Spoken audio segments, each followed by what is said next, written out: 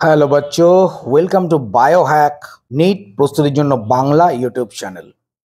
তো কালকেই যেটা বলেছিলাম, কালকে রাতেই আমি খবরটা পেয়েছি, যেটা সত্যি হয়ে গেছে অলরেডি, যে আমাদের পশ্চিমবঙ্গ সরকার কিন্তু বিধানসভায় অ্যান্টি নিট বিল সেটা কিন্তু পুরোপুরি পাস করে নিয়েছে। মানে পশ্চিমবঙ্গ সরকার চাইছে যে মেডিকেল এন্ট্রান্স এক্সাম গভর্নমেন্টের আন্ডারে সেই 85%-এ নিজেদের থেকে এক্সাম কন্ডাক্ট করিয়ে মেডিকেল কলেজগুলোতে স্টুডেন্ট ভর্তি করবে। আমি যে সময় পাস করেছি তখন ওয়েস্ট বেঙ্গল জয়েন্ট এন্ট্রান্স ছিল, তো সেই জয়েন্ট এন্ট্রান্স আবার কিন্তু ফিরিয়ে আনার জন্য আমাদের বিধানসভায় বিল পাস অলরেডি হয়ে গেছে। কিছুদিন আগেই আমাদের মুখ্যমন্ত্রী মমতা ব্যানার্জি প্রধানমন্ত্রী নরেন্দ্র মোদীকে চিঠি দিয়েছিলেন এবং তাতে তিনি স্পষ্ট উল্লেখ করেছিলেন, এবং আমরা যেটা দেখতে পাচ্ছি বর্তমানে, যে এই যে central agency NTA exam conduct করার কোনো ক্ষমতা, মানে অল ইন্ডিয়া বেসিস যে এক্সাম সেটা কন্ডাক্ট করার ক্ষমতা পুরোপুরি নিশ্চিহ্ন হয়ে গেছে। কোনো রকম ক্ষমতা নেই, পুরো স্ক্যামে ভরে গেছে। যদিও শুধু এনটিএ নয়, আরও যে সমস্ত কন্ডাক্টিং এজেন্সিগুলো আছে প্রত্যেকের মধ্যেই, এবং এই যে স্ক্যাম, এই স্ক্যামের সঙ্গে ডাইরেক্টভাবে বিভিন্ন নেতা মন্ত্রী বা রাজনৈতিক ব্যক্তিরাও জড়িয়ে আছে, না হলে সঞ্জীব মুখিয়া এখন অবধি অ্যারেস্ট হয়নি। সুপ্রিম কোর্টে আমাদের কিষানের আইনজীবী যখন বলেছিল যে সঞ্জীব মুখিয়া এরা একটা অর্গানাইজড গ্যাং, এরা দীর্ঘদিন ধরে পেপার লিক করে আসছে, এমন নয় যে হঠাৎ করে এবছর পেপার লিক করলো, সেটা নয়, এটা অর্গানাইজড গ্যাং। গোটা ভারতবর্ষে এদের শাখা প্রশাখা বিস্তৃত আছে। একটা কোশ্চেন আমি যদি লিক করি, সেটা আমি যত জনাকে দেব তত ইন্টু 30 থেকে 35 লাখ টাকা, বুঝতে পারছো? তো সেই সঞ্জীব মুখিয়া ধরা পড়েনি। হোয়াটসঅ্যাপে চলে এসেছিল কোশ্চেন এবং অ্যান্সার, যেটা 1 সেকেন্ডের মধ্যে গোটা পৃথিবীর সব জায়গায় চলে যাওয়ার কথা। সিবিআই সেটার যে সেই যে মোবাইল, তার কোনো অ্যান্সার দিতে পারেনি, তার কোনো ভ্যালিড অ্যান্সার সুপ্রিম কোর্টে দিতে পারেনি। আমরা সবাই হিয়ারিং দেখেছি। সুপ্রিম কোর্টের যে মনোভাব, যে কোনো একটা পয়েন্ট পেলেই বলছে এগুলো লোকাল কোর্টে যাও বা এগুলো আইসোলেটেড কেস। আচ্ছা, তোমাদের একটা কোশ্চেন আমি জিজ্ঞেস করি। ধরো কোনো স্টুডেন্ট যখন কোনো একটা বিষয়ে এনটিএর এগেনস্টে যখন মামলা করে, সে প্রথমে হাইকোর্টেই যায়। তো হাইকোর্টে যায়, যত স্টুডেন্ট আছে তারা প্রথমে হাইকোর্টেই গেছিল, প্রথমে কেউ সুপ্রিম কোর্টে যায়নি।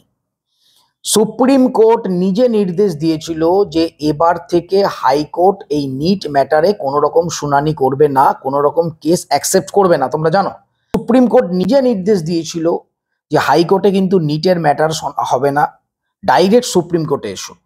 লাস্টের দিন সুপ্রিম কোর্ট আবার বলছে কি এগুলো আইসোলেটেড কেস, হাইকোর্টে ফিরে যাও। তাহলে আজকে সুপ্রিম কোর্ট স্টুডেন্টদের মিসগাইড করছে। কখনো বলছে তোমরা হাইকোর্টে যাও, কখনো বলছে হাইকোর্টে শুনবো না, সুপ্রিম কোর্টে এসো। সুপ্রিম কোর্ট নিজে বলেছিল 0.001% দুর্নীতি হলে নতুন করে এক্সাম করাবো। সুপ্রিম কোর্ট নিজে বলেছিল, এগুলো সব অন রেকর্ড আছে, আমি বানিয়ে বানিয়ে বলছি না, on record. Supreme court on record নিজে বলেছিল পেপার এবং অ্যান্সার যদি সোশ্যাল মিডিয়ায় চলে আসে তাহলে নতুন করে এক্সাম কন্ডাক্ট হবে। কোর্ট এও বলেছিল যে পবিত্রতা যদি নষ্ট হয় রি এক্সাম হবে। যতগুলো স্ক্যাম ধরা পড়েছে, এইগুলোতে কি পবিত্রতা এখনো আছে?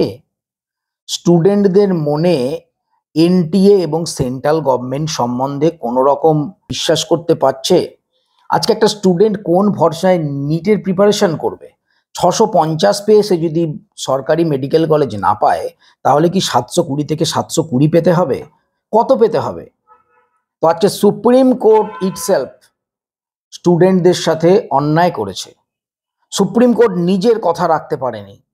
সুপ্রিম কোর্ট এও বলেছিল, যখন 44 জনের জন্য নতুন টেস্ট দিয়েছিল, বলেছিল একজনাও যদি আনফেয়ার মিনসে যদি প্রবেশ করে নতুন এক্সাম হবে। তা সুপ্রিম কোর্ট নিজের যে কথা সেটাই তো পালন করতে পারেনি। তা আমরা যদি বলি তাহলেই দোষ। একটা কথা মনে রাখতে হবে, সুপ্রিম কোর্ট এবং চিফ জাস্টিস দুটো আলাদা। সুপ্রিম কোর্ট হচ্ছে একটা কোর্ট, আর চিফ জাস্টিস একটা মানুষ, আমাদের মতনই একজন মানুষ। তারও ভুল ত্রুটি হতে পারে, তারও বিভিন্ন রকম যে মানুষের চরিত্র সেটা থাকতে পারে। স্টুডেন্টদের প্রথম থেকে সেন্ট্রাল গভর্নমেন্ট মিসগাইড করে যাচ্ছে। তোমরা যারা হিয়ারিংটা শুনেছো তারা তো শুনেছো সলিসিটর জেনারেল শুধুমাত্র বলছে, ও স্যার ওই একটা দুটো সেন্টারে আমাদের 4000 সেন্টার। আরে একটা দুটো সেন্টারের ঘটনাটা সামনে এসছে, 4000 সেন্টারের মধ্যেও আরো 500 সেন্টারে একই জিনিস হয়েছে। যতজনাকে গ্রেস মার্ক দেওয়া হয়েছে টাইম লসের জন্য, আরো কয়েক হাজার জন গ্রেস মার্কিং পায়নি, টাইম লস হয়েছে। দু একটা পয়েন্ট উঠে আসছে মানে ওগুলো একটা সেন্টারের নয়, ওগুলো কয়েকশো সেন্টার আছে। আমি চ্যালেঞ্জ জানাচ্ছি সুপ্রিম কোর্টের, চ্যালেঞ্জ, 2 ঘন্টা আগে আমাকে পেপার দিয়ে দিক, আমি 700+ নাম্বার তুলবো। দিক, মেন পয়েন্টে আসছি। এই নিয়ে 3 নম্বর স্টেট কিন্তু তাদের যে অ্যাসেম্বলি, সেখানে অ্যান্টিনিট যে বিল সেটা পাশ করলো। কেউই তারা নিট চাইছে না, সবাই নিজেদের যেটা পরীক্ষা আগে যেটা হতো সেটা চাইছে, এবং আমার ধারণা কালে কালে আরো অনেক স্টেট কিন্তু একই জিনিস চাইবে।